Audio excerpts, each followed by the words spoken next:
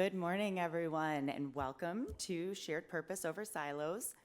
We are so happy that you all made the effort to get up and join us bright and early this morning.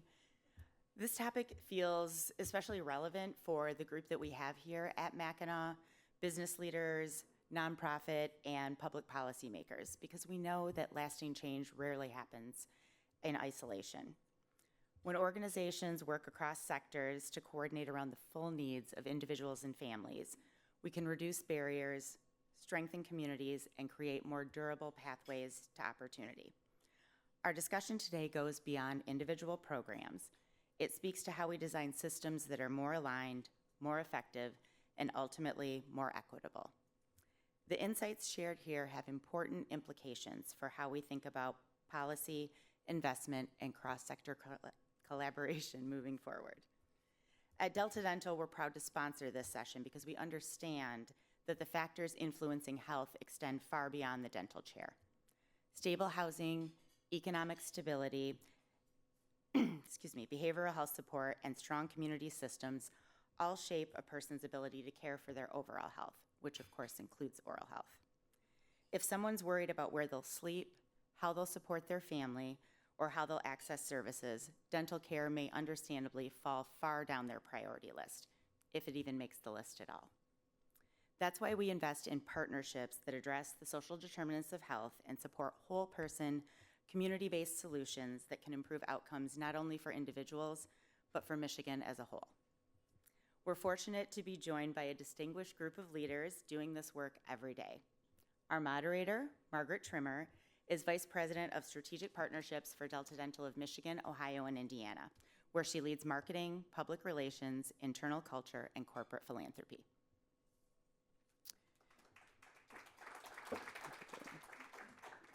She's joined by Ryan Hertz, President and CEO of Lighthouse, whose work has expanded housing, shelter, and support services for thousands across Metro Detroit.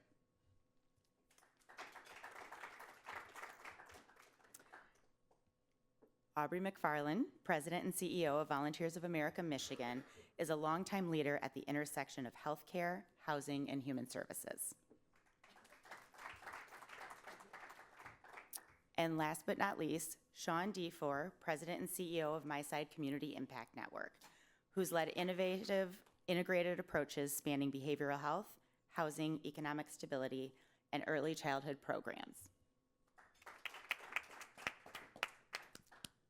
Margaret, I'll turn it over to you and the panel. Thank you, Carmen. And thank you for getting up early. And just remember, a small, mighty group of people who are committed to the cause is greater than 1,000 people who really are in it without much skin. So thank you for being that small and mighty group. And also know that we, at this time slot, we do struggle to pull people into the room, but we are one of the most popular downloaded sessions after people get home and go back and reflect on their week. So I'm excited about the opportunity to share this conversation far and wide. But I'm going to start with a slight reflection to set the scene here. I explored the organizations represented up here and their websites deeply before preparing for this session. And one quote really stuck out for me, and it was on the VOA website. Very simple. Home is more than a roof over your head, right? Home is where we get nourishment, spiritual, physical. Home is where we build our lives, build our families, build our dreams. Home is where we love. We love our people. Home is where we rest and replenish ourselves for the journey ahead, for the next difficult day, right? And that reminded me, rest, of a really interesting conversation I had at a mattress shop recently. Needed a new mattress. And have you noticed how expensive mattresses are? And I was talking to the manager of the mattress store. And he said, yeah, people come in and they think they can get a mattress for $200 or $300. It's more like $2,000 these days. And he said, you know, sleep is a necessity. I think mattresses ought to be free for everybody. Like sleep is a human right.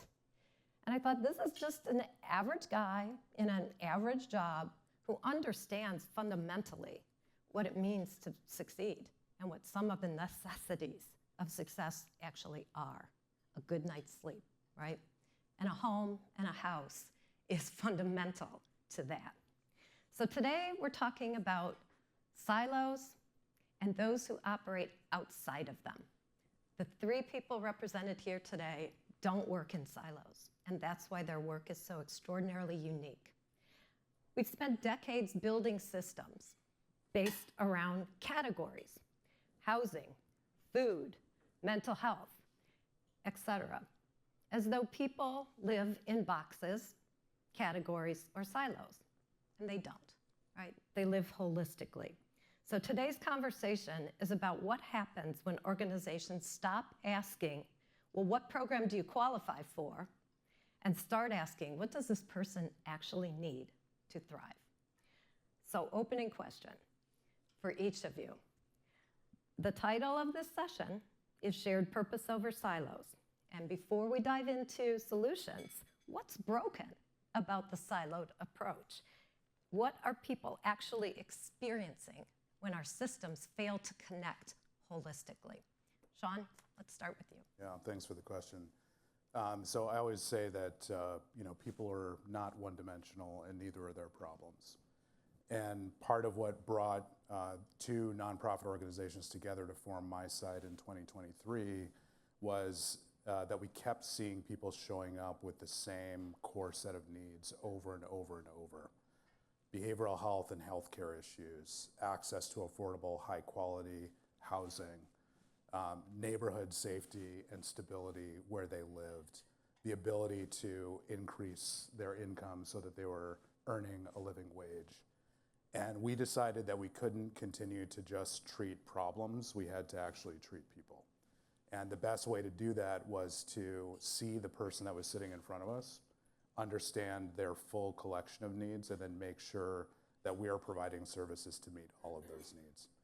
Because when we don't do that, what we're doing is we're giving people just enough services to not remain in crisis, but not enough services to actually remain stable in the long term and thrive.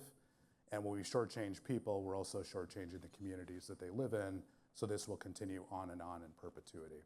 So real change only happens when we work across silos and integrate all those programs to see the person and not the problem. It kind of reminds me of how if you are suffering from an acute healthcare issue and you go to the ER, you get treated for that acute problem, and then you're told you got to see your family physician on the other side, and so many people don't. Yeah. So they're back in the emergency room for the same old stuff, right? Right. That's similar exactly comparison. Yeah. Aubrey, how are you looking at this holistically? Yeah, so I think one of the challenges when the system's broken is that it often takes a lot for someone to ask for help or for someone to reach out and say, I've identified this challenge and my goal is to get here. How do I get there? And when we operate in silos, we create a space where people have to repeat their story over and over again. And it's often a challenging story and sometimes a traumatizing story. And we create this exhaustion and sometimes an exacerbation of what's happening within that person's life, personal life, family life, by having them go from the next space to the next space and tell the story again.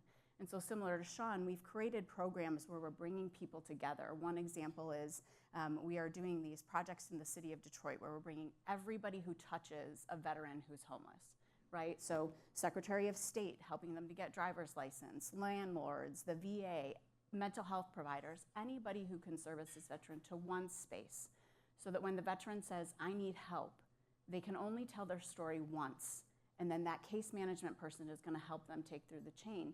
And they're working on making that a national model because it's not only been so successful at keeping those people headed toward their goals, but also for us helping them to look at housing permanency and look at that in a shortened time frame. So by having everyone in the same space, this quality of care is enhanced, but also the time frame and access to a home and a place to lay their head as well.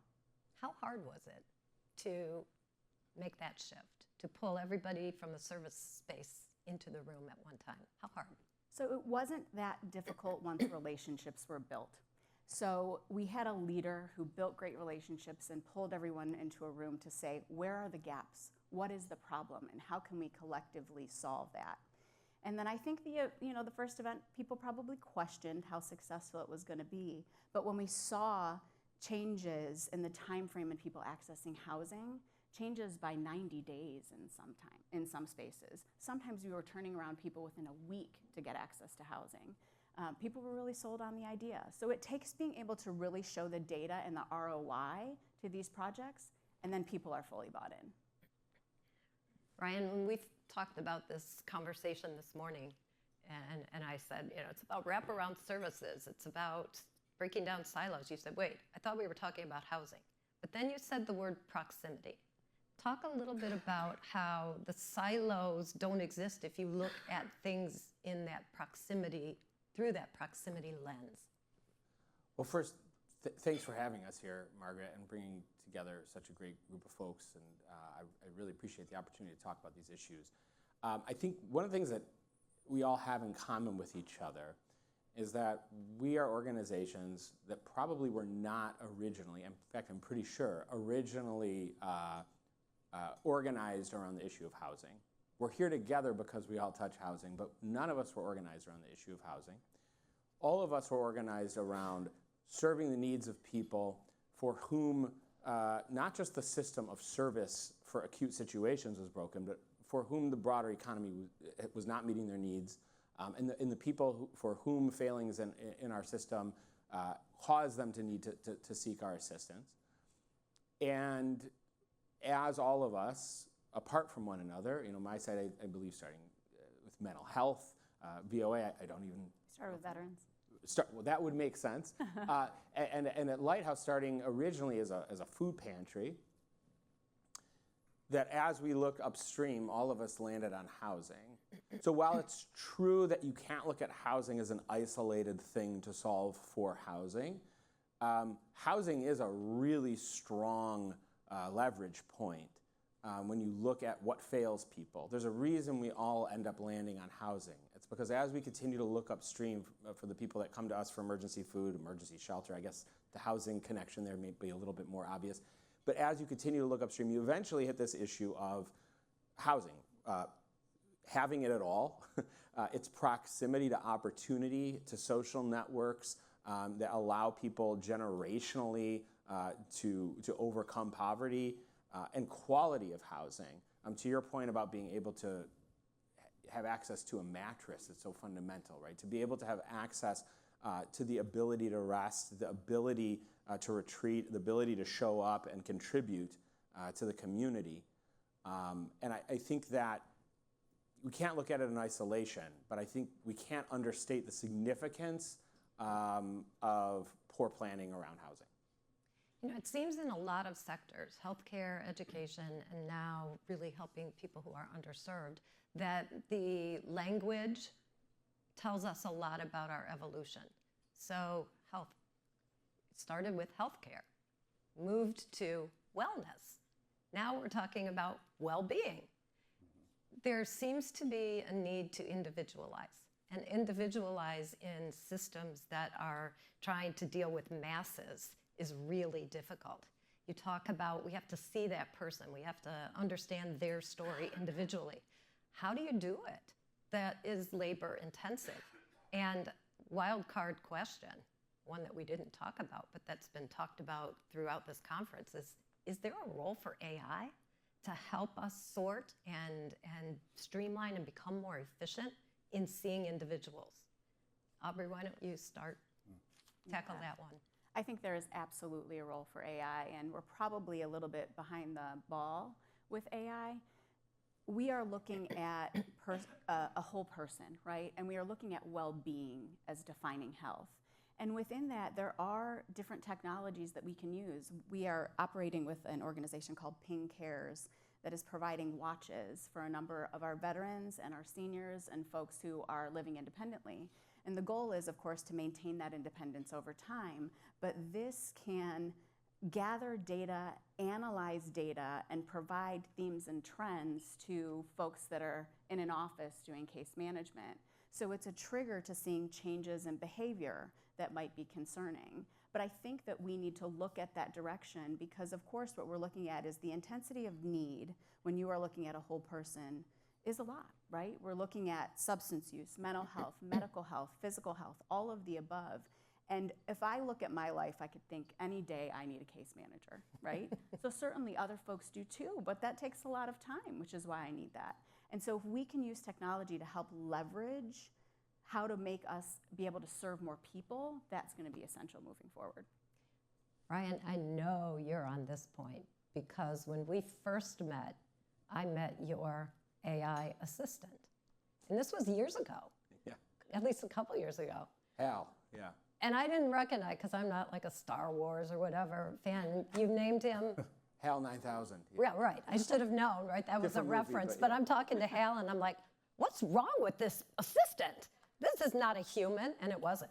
But it was very efficient, and it was very smart. So where in the world of case management and such are you using? You actually inspired me to, I think you were the first person to point out and say, you should really tell people when you loop in your AI assistant and it's AI, because you had gotten into a back and forth. Yeah, so on the topic of Gentle counsel. that was funny. That was almost 4 years ago. On the topic of AI, I think the way that folks in our sector are responding to AI, I'm setting aside how we can utilize the tools in our day-to-day and how we serve people. I think that there's a general attitude of fear because we serve people, again, that the economy sort of misses. People that aren't able to find opportunity that provides them an income that's able to help them sustain. And the threat in our social discourse of AI is it's going to replace jobs. And if AI replaces jobs, we're going to have more people, especially if you're in organizations that are responding to issues of basic sustenance. You're going to have more people who have more need, and you're going to have less resources to respond. I think the reason why we react that way is because we look around and we can see that our society today does not actually reflect our core values in the way that we would hope. Meaning that the fact that we have such abundance and we still have hundreds of thousands of people in this country that are unhoused is an indicator to us of that means we will fail everybody when their jobs are replaced. And the reason I think we think that's the case is because we've become so accustomed to prioritizing the value of individual productivity above and beyond so many other values that we all share that we just simply need to remember and elevate, such as looking out for one another, the basic dignity and value of a person regardless of their productivity. We actually do have the potential to take tools like AI and utilize them to increase quality of life. In order to do that, we have to remember that our purpose is not strictly collective productivity. And when we think about the people that we serve at Lighthouse, once we flip that switch, we go from serving a stigmatized population who might feel a lot of shame having to come to us for services into saying, no, this is actually an opportunity. This is an opportunity for us to reflect our values, to look out for one another, and actually live into our highest purpose, which is not just productivity, but is actually selflessness and care for another person. Some people might debate you on those values. I sometimes go back and forth with Hal 9000 on this. Well, that would be an interesting fly on the wall to witness. Sean, add anything that you can on the AI piece, but then also we talk about collaboration and collective work as though it's easy. And you brought people together, Aubrey, and you found there was some suspicion. How do we truly get people to understand the power and the value of doing this work together? Donors get it. We can't stand when there's this cannibalization for resources going on. We love to see collaboration. So hit on anything AI that you can add, and then let's talk about the real, raw, hard work of collaborating. Yeah, and it's, I don't want to understate the challenge of helping people understand the importance of that collaboration and the interconnectedness that we have between all these different systems. Even in my own organization, where we have these 4 pillars of behavioral health and early childhood and affordable housing and economic self-sufficiency, I have to spend a lot of my time helping my staff understand why it's so important to look across the aisle at the others. because it's those in-betweens where people fall through the cracks, and it's in those in-between spaces where I think difference really happens. So let me go back to your question about AI, because you started by saying that this approach of looking at the whole person can be cumbersome. And you're right, it is. But what people don't understand is it might be a little bit cumbersome up front, but it saves a lot of costs and is much more efficient in the long run. So for example, we have started, no matter what MiSide door somebody comes through, we do a social determinants of health screening on every consumer customer that comes through a MiSide door. It's 20 questions, and it helps us identify needs that they have that the problem that brought them to us may not necessarily make visible. And once we have completed that assessment, then it is that person's responsibility to connect that consumer with other services that they may need. This is where AI can come into play, right? And we're trying to figure out how to build AI into our CRM system, so when that social determinants of health screening is done, referrals are automatically made to people that we know can help meet that person's need, and then the person doesn't have to touch it. As we get more efficient with AI, I think people will find that that screening tool and those referrals won't take any time, because it'll happen automatically. So that's number one. Number two, we have to spend a lot of time, not just with funders, but with systems, helping them understand the cost burden when we don't look at the whole person, right? Think about supportive housing, and we have housing as a common link among us. When you place somebody in supportive housing that is affordable, their visits to the emergency department drop by about 30%. Yep. Right? The cost that we pay for somebody who's on Medicaid and supportive housing drops by 18% when they're in stable, affordable housing.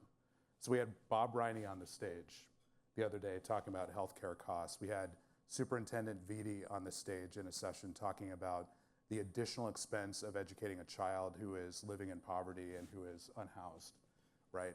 Every system suffers when we don't look at a whole person and all of their needs and only look at a portion. And as systems start to understand that, then they want to make the investment to understand what all these person's needs are, not just one. So that's a perfect segue to let's talk about what's happening in the policy arena. Yeah. That either is positive and hopeful, or that stands in your way. And Ryan, are you dealing with policy problems? No, never. Of course. You know, I think to Sean's point about the incredible cost savings available when you focus on particular leverage points like housing, one of our biggest challenges is that it's not clear and obvious that there's an ROI in one place that justifies that investment, right? And that's where public policy really can shine, right? Is to say, look at across our sectors, the incredible cost savings to ensuring nobody is unhoused, ensuring those that we provide housing to are proximate to work and opportunity, which includes opportunity to work, includes social opportunity in order to connect, includes education of the children in those households. Look at all of the ROI that we're getting as a society, but maybe the emergency room in that particular community doesn't get quite enough to write the check for everybody's rent, right? How do we connect those dots and elevate them? And right now, the policy challenges that we're facing, frankly, are that at the local and state level, we're actually doing a great job, I think, but the vast majority of resources connected to housing for folks who fall through the cracks flows through the federal government. Whether that's tax credits, IRS tax credits used for the production of housing, whether that's supportive services dollars and rental assistance dollars flowing through HUD. These are policies that we do not have the resource base at the local or state level today, nor the political will to generate to replace. And there's a lot of policy argument looking at narratives that we believe about each other when we think about productivity of the individual that say, well, if we provide people rental assistance ongoing, they don't have any skin in the game, right? We have to have a cliff where that ends, in order for that person to recognize their need to contribute and to succeed. It's a really, actually, unfortunately, cynical view of humans that we need the threat of destitution in order to want to contribute to our community, right? The reality is that most of these dollars are going to support people who are chronically homeless before they receive those resources, to whom the threat of destitution did not inspire productivity, in fact, made it much harder for them to participate in the economy, and just really compounded any disabilities they might be facing, any co-occurring issues of substance abuse, et cetera. And those that we do make these investments in, we see time and time again, the data shows success. So if we look at the broader population and say, you know, the policies at the national level around housing first have been unsuccessful because we have a larger population of homelessness than we've ever had in this country, those people are not the people receiving that intervention. Those are the people we have not been able to provide it to because we haven't made large enough investments in housing.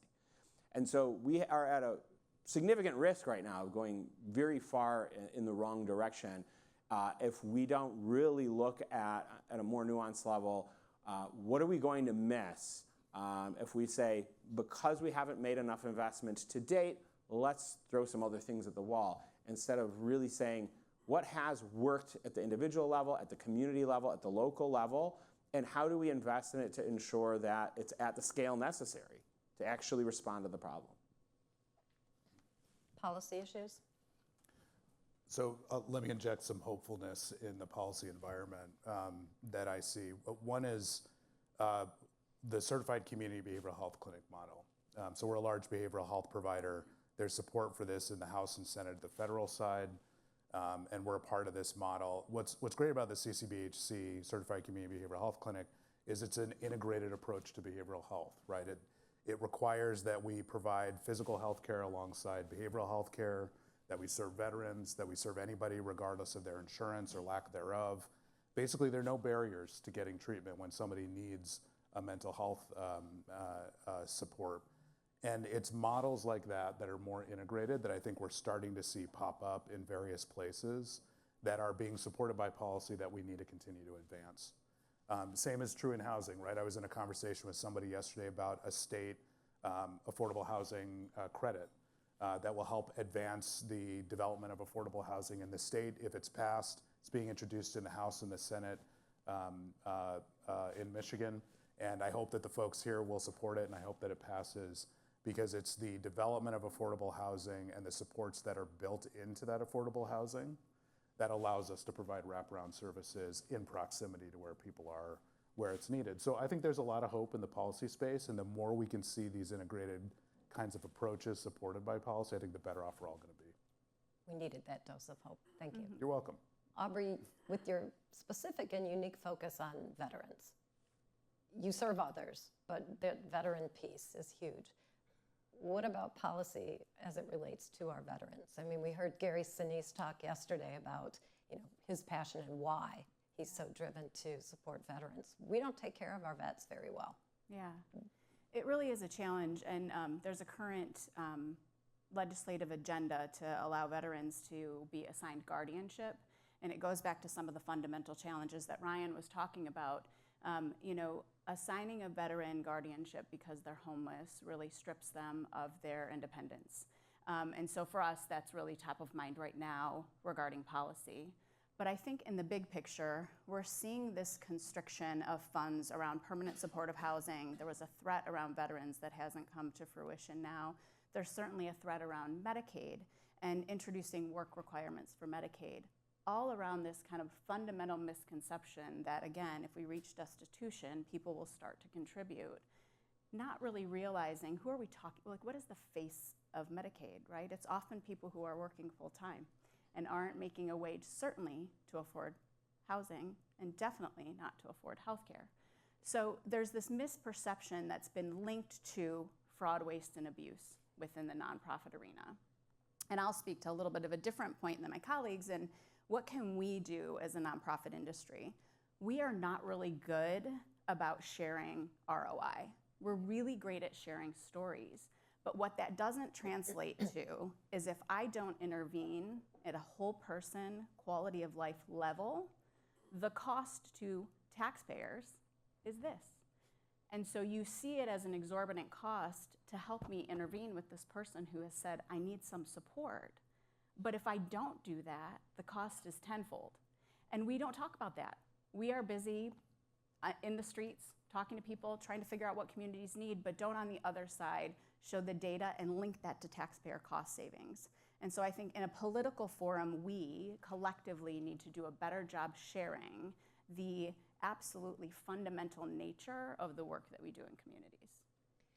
So I have noticed, and I'm sure others have too, there are a whole lot more people at the freeway entrance ramps with their signs, and more people that meet us in cities you wouldn't expect. East Lansing, Okemos. I see folks, and I'm pretty progressive. I'm pretty willing to go up and talk to people, but we don't. We don't see them. We see them, but we don't see them. And I think that may be part of the policy and collective action problem is we're almost afraid. We feel so awkward, and there's such a history of drug abuse, and you don't want to give a quarter, $1, $10 to someone who you think is going to just go and use it for purposes that we wouldn't want. How can we, as humans who care, behave differently in our communities when we see homeless people? What is productive and what is not productive? Ryan, jump in. I have a lot of thoughts. One is, while data is certainly important and it for sure helps us make thoughtful investment, it's been my experience that even in the face of data that shows really clear return on investment, people tend to resort to stories. They do, not just in terms of how we communicate externally, but in what fundamentally drives the electorate to enable efficient policy. People do resort to stories. So when people think about homelessness, they think about their own experiences and the stories they've heard and the assumptions that they've made about who is homeless, why are they homeless, what might happen if I empower them, not just with some money or maybe a sandwich I might have in my car when I'm at the intersection, but what might happen if we empower homeless people at large with more resources, right? And so I think it's important to have other stories. Yes, data's part of those stories, but fundamentally what we're trying to do is help people think differently about each other, I think. And so when we think about what somebody might do that might be destructive with resources we give them, we have to remind ourselves that actually people across the economic spectrum do destructive things with resources that we give them, whether it's because they earn those resources at a job or anywhere else. And it may be the case that somebody who's experienced generational poverty has a whole lot more to overcome when it comes to whatever those barriers are. But that fundamentally actually investing in people and equipping people and believing in people has an ROI, no matter who that person is. A story that I recall that's been life-changing for me was actually in one of those experiences where I pulled up to an intersection. I didn't have any money on me. I had a business card on me, and I was running a homeless shelter at the time, and I handed the gentleman the business card, and a couple weeks later, I walked into the office, and he was in the waiting room in our office, and he thanked me, and he ended up exiting our shelter into housing, permanent supportive housing. He had been physically and mentally disabled for a long period of time, and a couple weeks later, I saw him back on the intersection, and my heart sank, and I pulled over. I said, "What happened?" He goes, "Oh, I'm great. I'm still in housing. I just want to be productive and do something." So I came out here.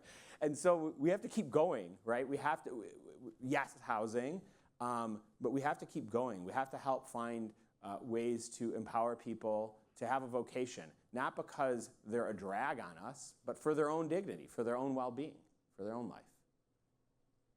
Sean, what can we do? How do we react? Yeah, I agree with Ryan 100%. I think the first thing I would encourage people to do is just remember there, but for the grace of God go I. In the United States, 40% of Americans don't have the savings to be able to weather a $400 emergency. We are all most of us in the United States much closer to suffering homelessness because of a crisis than we are to becoming millionaires. So when I see someone who's in those circumstances, I remember that that could very easily be me, that could be one of my kids, that could be one of my parents. You never know. We're all in pretty precarious situations. So I think the response, number one, is not to judge, but number two is to support policies, going back to the policy question, support candidates, support efforts at the state and federal level that ensure equitable access for everybody to affordable housing and a safety net that supports people so in times of crisis they can remain stable and remain housed, right? We had somebody that we supported, thank you, we had somebody that we supported in our housing counseling program. 70-year-old woman had been living in her house for over 40 years, and during COVID, she got COVID, and she got sick. And she ended up having to spend money for a home health provider that her insurance did not fully pay for. And as a result, she had to skip her mortgage payment for a few months and fell behind, and other bills piled on, and then she was facing foreclosure on her home that she had lived in for 40 years. She would have been out on the street were it not for our program that helped her restructure that loan. Right. It could be anybody. Yep. It could be you tomorrow. It could be me today. Don't forget that and support policies that make sure people are supported. Well, and we're here by accident of birth, right? You know, what a privilege. Mm-hmm. Anything to add, Aubrey?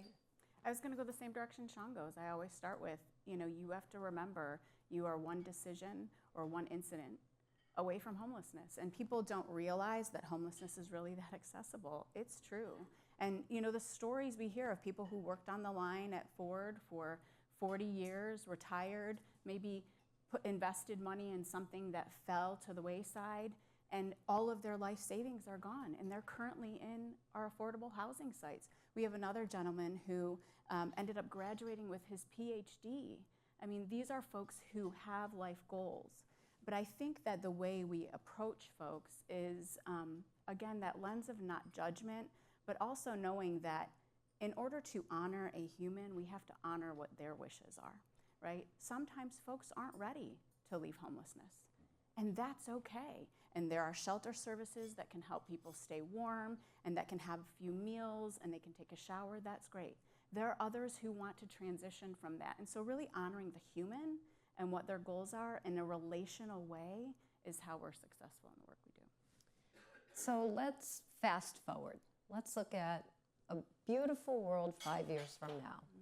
What would be an ideal, what would be a success for us systematically in this sector of work?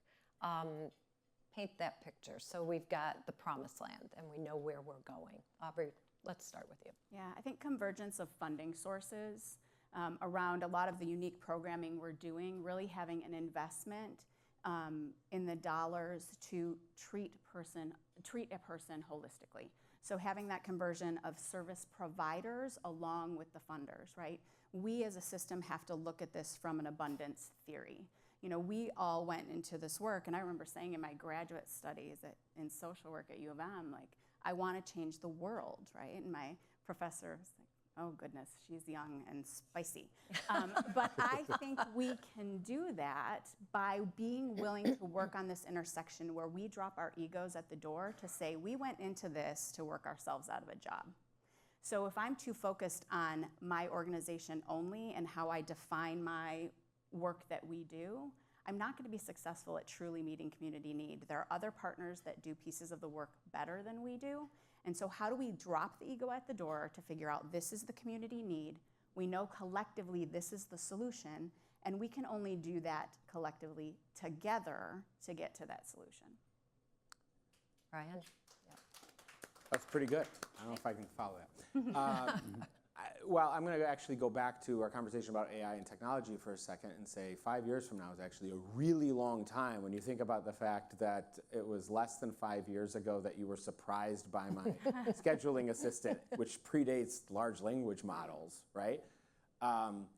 We're in a time where we have to start thinking about human dignity differently.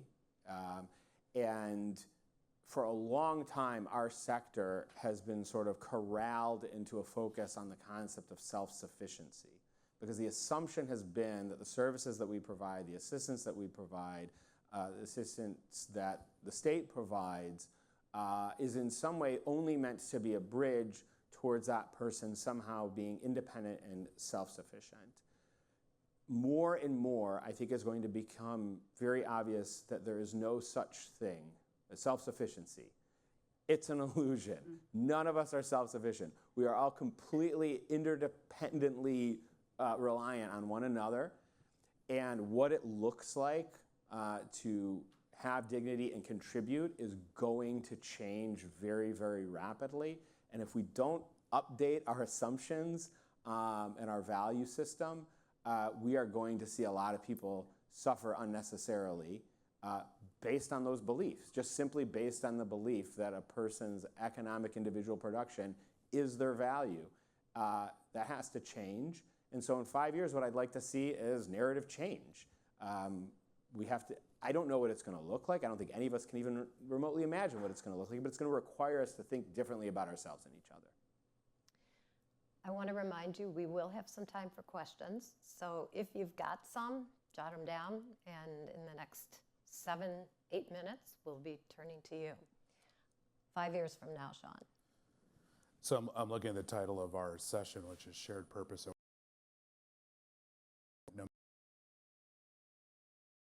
Hear someone say, that's not my job or that's not my problem. Because everybody needs to have some level of accountability for the issues that people are struggling with, because ultimately it will affect them, right? Every emergency department, every school, every behavioral health provider should be concerned if somebody doesn't have adequate housing, is struggling with some sort of a mental health issue or an income issue. And they should be either incentivized, paid, or held accountable for reaching across the street to a provider that can support that person with that need. So my hope is that in 5 years, no matter where anybody is, they are paying attention to all of those needs and they're linking arms with other providers and other people that can support that person for that need. You know, it feels like for a lot of the world, COVID was a time of real isolation, right? We were separated from each other. And some people really kind of liked it, give me this remote work, I'm gonna stick this out for the rest of my life, I don't ever have to go into the office. And then we started to realize that our culture suffers, our mental health suffers when we are not with other human beings. I'm a big dog person, and dogs travel in packs. I think humans do too, and we need to. And so take a lesson from our dogs, right, Matt? Take a lesson from our dogs. But I feel like the tide is shifting a little bit, and we are beginning to see our need for community. Mm-hmm. And in many sessions throughout, that reference to being in community is kicking in. So I'm kind of hopeful that it will impact the sector as well, or that the sector could perhaps drive the rest of the sectors in that direction.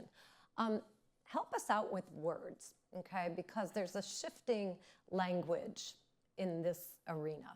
And it truly used to be homeless.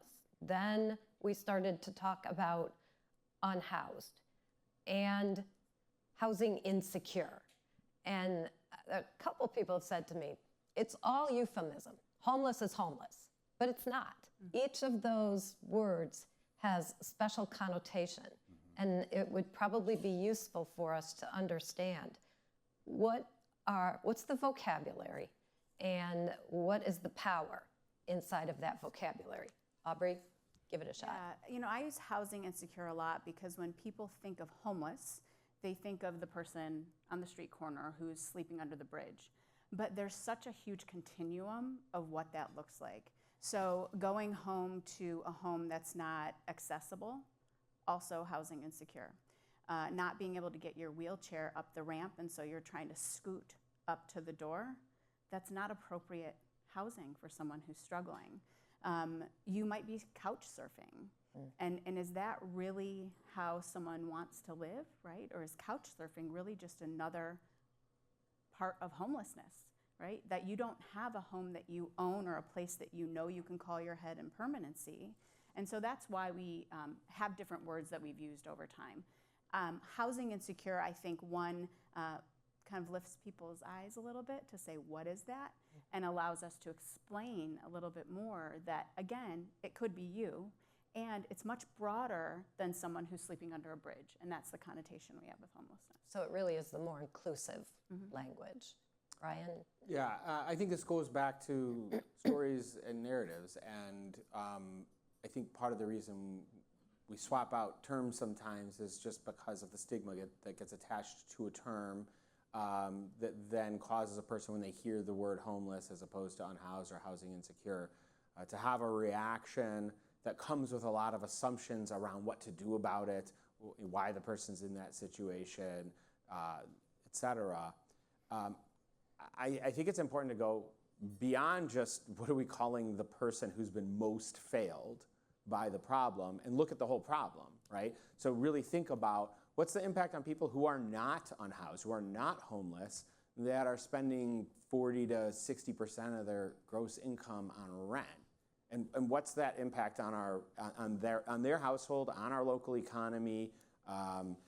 Why do we see people who are unhoused when we think about it from the framework of that person has failed, not thinking about, well, if you have a couple 100,000 people, no matter how wealthy your surrounding local community is, when you have a couple 100,000 people who are rent burdened, there are going to be emergency situations that spiral and cause people to lose their basic stability. And so, and I think we talked about this prior, we use funny math for this too. When we talk about the concept of rent burden, we tend to talk about it based on what current federal policy determines as sustainable rents, which typically is calculated as roughly a third of somebody's gross income.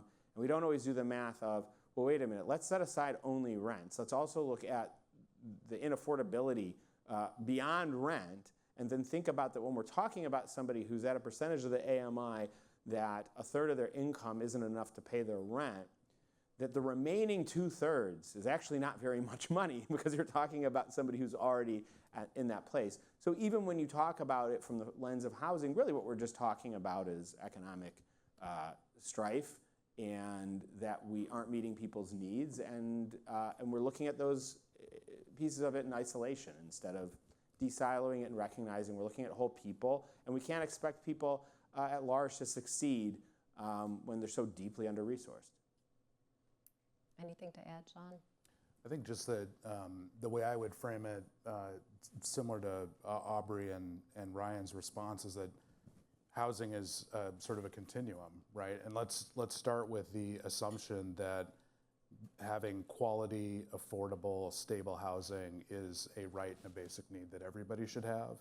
And the absence of that becomes a spectrum, and we often talk about homelessness where somebody absolutely does not have a house and is that person on the corner sleeping under the bridge as the only extreme that we need to be concerned about, when in truth, it's really a spectrum. And that spectrum goes from that extreme end to being housing burdened, to not having accessible housing that somebody has, to being precariously housed, couch surfing, so on and so forth. And what we need is policy and supports that address that whole spectrum so that everybody has access to that basic need, that basic right, which is quality, stable, affordable housing. I want to say, even those who are not rent burdened are still rent burdened. When housing is extremely inaffordable, it's impacting everybody's ability to do anything else. And I think that at the core of a situation where we're seeing increasing numbers of people losing their housing, we're not necessarily recognizing that this is just the most acute effect of something much larger. And we're slowly starting to realize that. We used to talk about NIMBYism. We used to talk about not in my backyard. Now everybody wants affordable housing in their communities because they can't house their workforce and support businesses to support high-income people in their communities. So that's not necessarily a good thing, but at least that's helping us destigmatize the problem and start looking more holistically at solutions. Well, now I'm turning my burden of questions over to you. Do we have any questions from the audience? Go for it, Matt. You know what I'm going to ask. Thanks to my member of my board of directors. So between 1 in 10 to 1 in 4 people experiencing homelessness have a pet, but won't seek help if they means being separated from their pet. Sure. So how do you handle that? Who wants to jump at that first? I can jump first. So we offer a full continuum that ranges from transitional housing to permanent housing and significant prevention services. In our transitional housing, we will accept the pet. We actually just opened another 8-bed spot that we are not able to accept pets at, but have a relationship with a local resource that will help hang on to that pet temporarily. And that's for seniors who are basically continuing through our ER. They also won't go to the ER often because they have a pet. And so we're trying to be this kind of preventive mechanism there. And then in our affordable housing sites, we allow pets there as well. Yeah, and same. We see pets as family.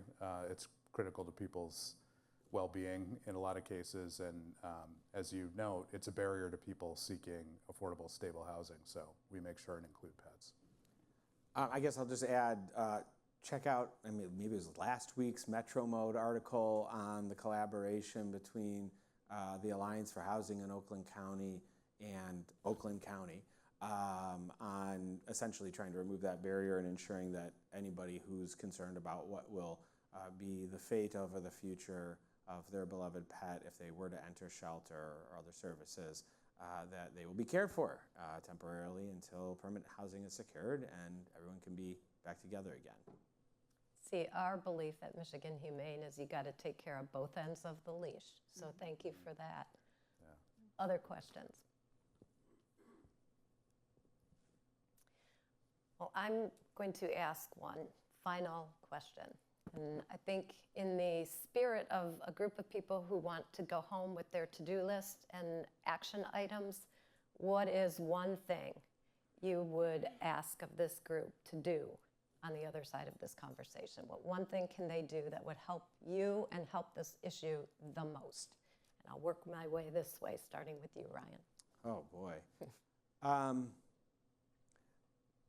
I think we see a tendency to deprioritize some of the most important humanitarian challenges that we have in our communities because solutions feel out of reach, because you have a limited pool of resources, whether they're philanthropic, whether they're local governmental resources, and you say, this isn't enough to remotely make a dent in the scale of human need that we have. And so maybe that means it's not our calling to respond to that need. Maybe we should respond to other needs in our community and make other investments in our community.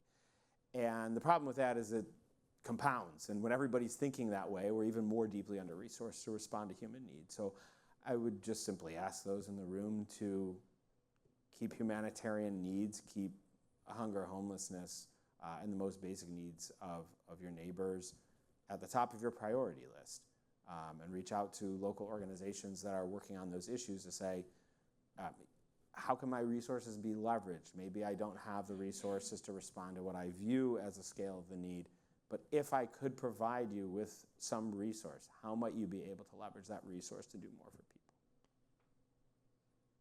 Aubrey? Be our advocates. I think what people don't realize is that the time frame from conceptualization of a new affordable housing project to actual lease up is 4 years with a really good project. And that's meaning you get funding with your first application. It can often be decades. And so when we're looking, we know there's an affordable housing crisis. I used to say it was pending. It's not pending. It is there. It is approaching all of our communities. And this space that Ryan was talking about, where really it's not 30% of area median income, it's significantly higher. And that's going to be a challenge for all of our communities. So the solution isn't in building affordable housing. We don't have time for the solution to be just building affordable housing. It's preventing folks from hitting the crisis, the $400 crisis that Sean talked about, that takes them to the streets or takes them to couch surfing. So how can we be in this preventative space and invest community resources in preventing evictions and supporting independence in spaces where people want to live so that we can really create community change before the crisis gets worse? Sean? Yeah, I'll give 3 concrete to-dos. Number 1, ask your representatives at the state level to support the state housing tax credit legislation. Number 2, ask your federal legislators to support the Excellence in Mental Health Act, which will advance the Certified Community Behavioral Health Clinic model. And number 3, feel free to check out the websites for our organizations that are doing good work in this space, MiSide.org, VOA.org, Lighthouse.org, and support our work. LighthouseMI.org. I That's couldn't what- get Lighthouse. Lighthouse. voami.org as well. LighthouseMichigan.org works as well. Look us up online on Google. Just Google our No, orgs. support the work of organizations that are doing good work in your neighborhoods and communities.